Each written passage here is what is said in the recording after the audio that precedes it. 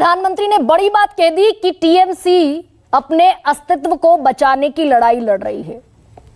ये सच है क्या जो प्रधानमंत्री कह रहे हैं? ये जमीन बचाने की लड़ाई है इस बार तृणमूल कांग्रेस के लिए?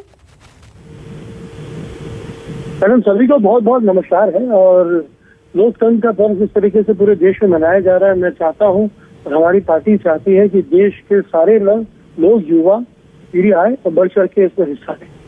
और जहां तक बात है अस्तित्व की लड़ाई, तो अस्तित्व की लड़ाई कौन बचा रहा है ये पूरा देश जान रहा है, क्योंकि ये देश वर्सेस मोदी की लड़ाई है। जहां तक बात है बंगाल की, मैडम, इस बार इस जो इलेक्शन में जब हम लोग जा रहे हैं और ये जो लास्ट फेज जो आपको दिख रहा है, मान लीजिए सिद्ध हो गया है, प्रमाणित हो गया है कि जो हमारे सबसे ज्यादा नंबर्स आए हुए थे, जो कुछ देर पहले आपने स्क्रीन में दिखाए हैं, हम उसको भी पछाड़ रहे हैं। और जिस चल हो जा शुरू। केसरिया से मन जोगी हुआ रे, दिल झूमे देखो पतवारा हुआ रे, दिल झूमे देखो पतवारा हुआ रे। हर पल मनाओ केसरी त्योहार। विमल, बोलो जुबान केसरी। तरीके से जनता, जिस तरीके से यहाँ की महिलाएं, जिस तरीके से बेटियां ने बढ़ चढ़ के एक लौटी महिला मुख्यमंत्री पर भरोसा जताया है, ये पूरे देश को एक नई दिशा और देश की दशा तय करने वाला समय है। बहुत ही अनुकूल वातावरण हो चुका है इंडिया अलायंस के लिए, क्योंकि जिस तरीके से धानाशाही या अहंकारी रावनी सरकार हो रही है, ये दिख रहा है। जिस तरीके से अनर्गल बयानबाजी हमारे प्रमुख प्रचारक दे रहे हैं, ये दिख रहा है। और जहां तक बात है, आज उन्होंने जो बताया कि भाई अस्तित्व की लड़ाई है, तो भाई कुछ तो बोलना होगा। 200 पार का नारा दिया था, 2 मई दीदी गई बोले थे, और 2 मई दीदी छा गई पूरे हिंदुस्तान में, पूरे भारत में।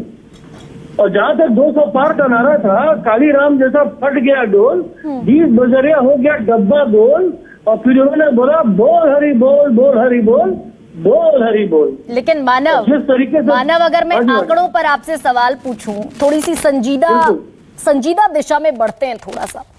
ये पॉलिटिकल सब चलता रहता है, राइम्स जितना भी आप बोल रहे हैं, और संजीदा सवाल ये है मानव कि एक पार्टी 2 सीटों से उठकर 18 सीटों पर पहुंच जाती है, मुख्य विपक्ष बन जाती है, और देश की वो पार्टी तृणमूल कांग्रेस जिसका होम स्टेट है बंगाल, वो 34 से घटकर 22 पर रह जाती है। ये चिंता का सबब है क्या? नहीं, देखिए, बिल्कुल ये चिंतन का भी विषय था और साथ ही साथ ये विश्लेषण का भी विषय था। हाँ। और हम लोगों ने इसके आकलन करा, क्योंकि 2019 में जो हुआ, ये आपने देखा कि 2019 और 20 से आते आते कितने सारे नेता, जो बहरूपिया नेता टीएमसी के सिंबल में बीजेपी के बहरूपिया नेता आके बस गए। 2019 एक अद्भुत इलेक्शन आया है मैडम, पूरे देश के लिए, शायद पूरे विश्व के लिए, कि जहां पुलवामा होता है और ये 56 इंच वाले सीने ठोक के बोलते हैं और 3.5 तो आरडीएक्स आ जाता है, और आज तक देश को पता नहीं। और उसी पुलवामा अटैक में हमारे शहीदों के नाम पे एक प्रधानमंत्री ने प्रमुख प्रचारक बनते हुए वोट मांगे, और देश ने खुद जोर शोर से वोट दिया, युवाओं ने वोट दिया। लेकिन वो 5 साल बीते पता चल गया कि इनका जो मुखौटा है वो दर बदर गिरते गया। आप अग्निवीर ले लीजिए, आप इनके सत्यपाल मलिक जी की स्टेटमेंट ले लीजिए, और देश जागरूक हो गया है और हम सचेत हो गए हैं। साथ ही साथ हमने जो आकलन करा, हमारी जो नेत्री ने जिनको धोखा मिला, धोखेबाज है ना लोग, शुभेंदु अधिकारी जैसे लोग, जो बहरूपिया लोग, जो टीएमसी के ख्याल से बीजेपी के काम कर रहे थे, क्योंकि बीजेपी कभी भी सीधे वार नहीं कर सकती है। ये अंग्रेजों, मैंने बार बार बोला, ये अंग्रेजों की अनुयायी सरकार है। ये हिंदू मुस्लिम कराएगी और दूसरों के ख्याल पे अपने काम करेगी, चाहे वो कश्मीरी पंडितों का मामला क्यों ना हो, जब उनको घर से निकाला जा रहा था। हाँ। इन्होंने वीपी सिंह को सब समर्थन दिया। मानव इस आंकड़े में थोड़ा सा कुछ और एड ऑन करने की जरूरत है। आपने कहा 2019 अलहदा चुनाव था, मैंने मान लिया कि आपने पुलवामा से उसको जोड़ा 2019 को, लेकिन मेरे पास 28 साल पहले से ये लिस्ट है और बीजेपी का वोट शेयर लगातार बढ़ा है। 1996 में 6.9% पर बीजेपी खड़ी थी। 2014, जिसको आप अलहदा चुनाव नहीं मानते, 17% वोट शेयर था भारतीय जनता पार्टी का, और 19 में तो 40% हो गया। तो ये कोई सडन इवॉल्वमेंट है, ऐसा नहीं है। नहीं मैडम, देखिए गरिमा जी, सबसे बड़ी बात आपको माननी होगी, आप ये जो परसेंटेज ऑफ ग्राफ जो इंक्रीमेंट जो देख रहे हैं ना, तो 0 to 1 it is 100% jump, 0 to 40 it is 4000% jump. ये जंप की बात नहीं है।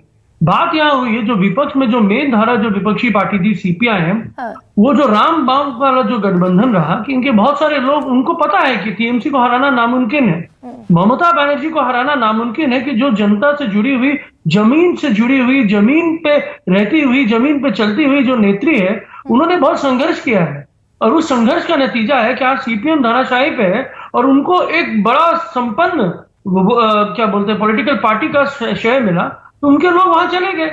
तो आज ये जो जंप देख रहे हैं, तो आपने ग्राफ किसका माइनस हुआ? यू हैव टू अंडरस्टैंड, क्या टीएमसी का माइनस हुआ है? क्या टीएमसी का वोट बैंक कम हुआ? ना, वोट बैंक कम क्यों? कांग्रेस और सीपीआईएम का।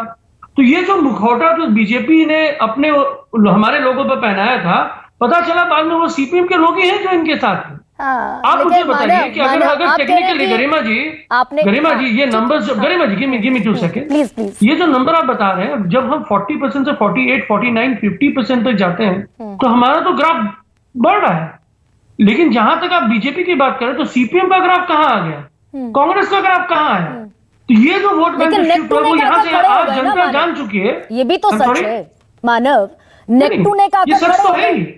आज की तारीख में डिफरेंस है 2.7% का।